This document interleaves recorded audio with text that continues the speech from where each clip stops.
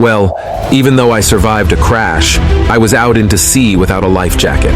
Even though I wasn't aware of my injuries, jaw broken in 3 pieces and cuts requiring 40 stitches, realized it was not possible for me to swim a long distance without a Mae West, a special life jacket, and with my flying overall on.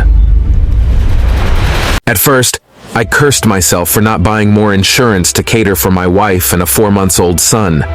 Then I started looking for something to do. When I looked around, I discovered a life raft floating a few hundred meters away. The only objective was then to get in the life raft. I believed that all my buddies were in there. After a long struggle, I reached and got in the raft, and to my horror found it empty. The immediate reaction was to look for others. An intense search revealed an intermittent sight of a head bobbing up and down. After a long struggle, I reached him but couldn't pull him up. He was unconscious, without a life jacket, but a piece of wreckage was supporting his head. In an attempt to pull him up, I lost my balance and landed in water too. A fishing boat, which came to my rescue after some time, found one of my arms in the lifeline of the raft, and my buddy's head in crook of my other arm. Once in the fishing boat, I realized how lucky I was. I felt that I have survived only to accomplish some greater task. I realized the futility of ego trips and competition with others in one moment. I decided then that I will not hurt anyone ever. I felt if one can go from this world just like that, then it's time we cherished each day. My crash was in my first sortie on completion of training as a co-pilot. It was more than 22 years ago. I have flown more than 4,000 hours since then, reaching the zenith in my Coast Guard flying career, where I commanded 2 air squadrons besides 3 ships and a station. I fly for a commercial airline today. It is my firm belief that when the time comes, no one and nothing can save us. But till then, do what you like, and nothing can kill you. When a plane began to quickly descend, everyone started panicking and shrieking. He was in the military at the time and was traveling to another base, so he was wearing his uniform. Because of this, he felt obliged to appear calm and stoic. Everyone around him was screaming hysterically, and he sat there, wide-eyed, awaiting his impending doom. Decades later, my friend recounted his experience to me, as he was emphatically pleading with me to refrain from taking a discovery flight. I could hear terror in his voice as he recounted the event. So, what is it like? Terrifying.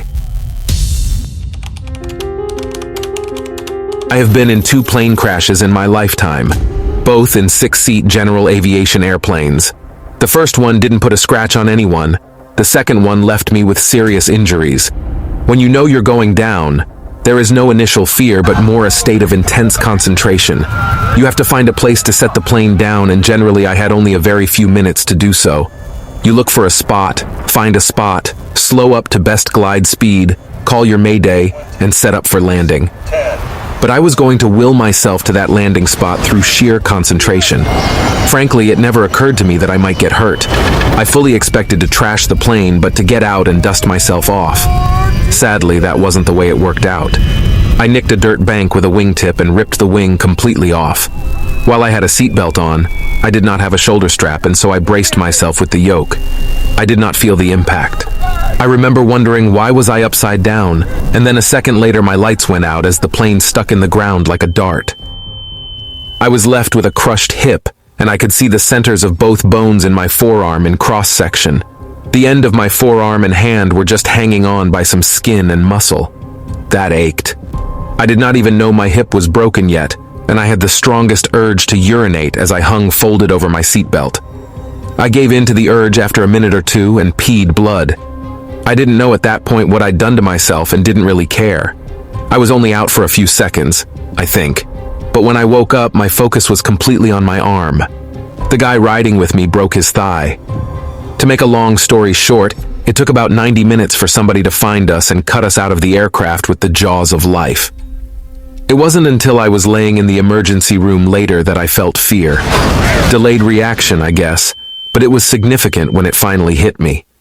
It's funny, I was praised later for avoiding a house with some kids playing out in the yard. What house? What kids? If I even saw them, they didn't register. I was focused on reaching my landing spot. So what I took away from this was, you won't feel impact if it's severe. Either you wake up or you don't, in which case you're dead. The body protects you from severe pain. My arm never did more than just throb and ache until much later. My hip never hurt until after it was surgically repaired. The body releases endorphins, which is the body's form of morphine, so pain doesn't overwhelm you.